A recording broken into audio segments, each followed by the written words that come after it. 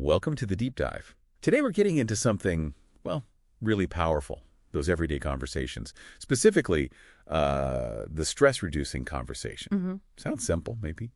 But these chats, they can be this amazing shortcut to making your relationship better and honestly, just feeling better yourself. Right. So our mission today is to figure out, okay, how do we actually make these talks reduce stress? Yeah, and it's fascinating because, most couples do have that "how was your day" kind of chat. Sure, seems standard. But Neil Jacobson's research, it shows that while talking about outside stress is vital for a marriage long term, Okay. these talks often, kind of ironically, end up adding stress, usually because we're not really truly listening. Wow, okay, so it backfires.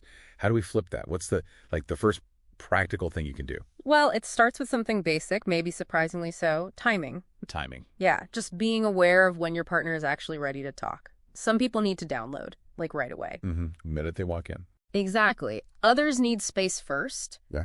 Decompress a bit before sharing. You got to figure that rhythm out. Okay, so nailing down the timing is step one. But once you're talking, what's the next big hurdle? I know for me, I always want to fix things. Yes. Yeah. Exactly that. The fixing impulse. That's probably the biggest pitfall. Right.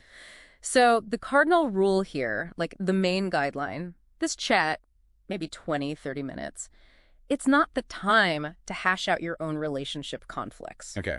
Important distinction. It's purely for supporting each other about stuff happening outside the relationship. Think work stress, family drama, whatever. It's about active listening, empathy, no judgment. And no unsolicited advice, you're saying? Bingo! That's the kicker. It feels natural, right? Someone you love is hurting, you want to make it better. Offer solutions. Yeah, totally. Guilty as charged. But often, your partner just needs you to. Listen.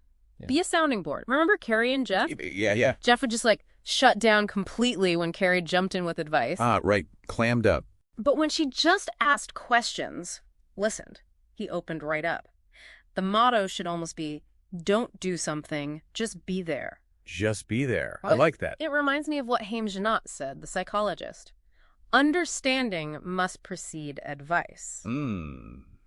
Powerful. Trying to save your partner, especially maybe for men who are often socialized to be problem solvers, it can really backfire. So what do you do instead of offering advice? You mentioned taking their side. Yeah. Even if maybe you don't totally agree, that sounds tricky. It can feel tricky, yeah. But it's about validation. Your job isn't to agree with the facts necessarily. It's to align with their feeling. Align with the feeling, okay. So maybe saying something like, oh, wow, that sounds awful, or, ugh, I can see why you're so upset.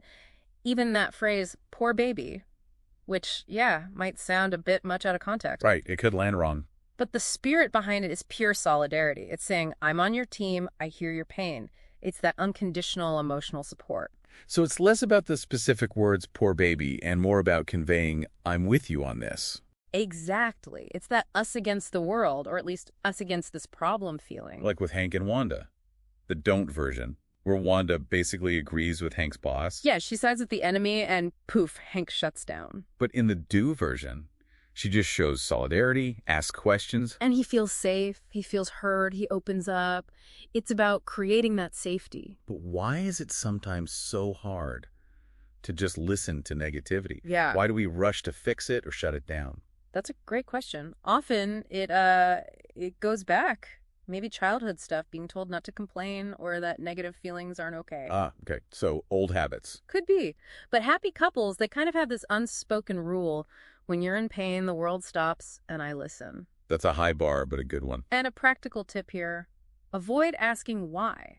Like, why do you feel that way? It can sound like criticism, even if you don't mean it to. Oh, interesting. Okay, so what instead of why? Try things like, what makes you say that? Or help me understand more about that. Or what was that like for you? Gentler ways in. Got it. Yeah. Less confrontational. And another powerful thing, just bear witness. Repeat back their feelings, but in your own words. So it sounds like you felt really undermined in that meeting. Reflecting it back. Yeah. It shows you're not just hearing, you're understanding. You're validating their reality in that moment. So bringing this all together for you listening, it's really about making your partner feel truly heard, understood, supported.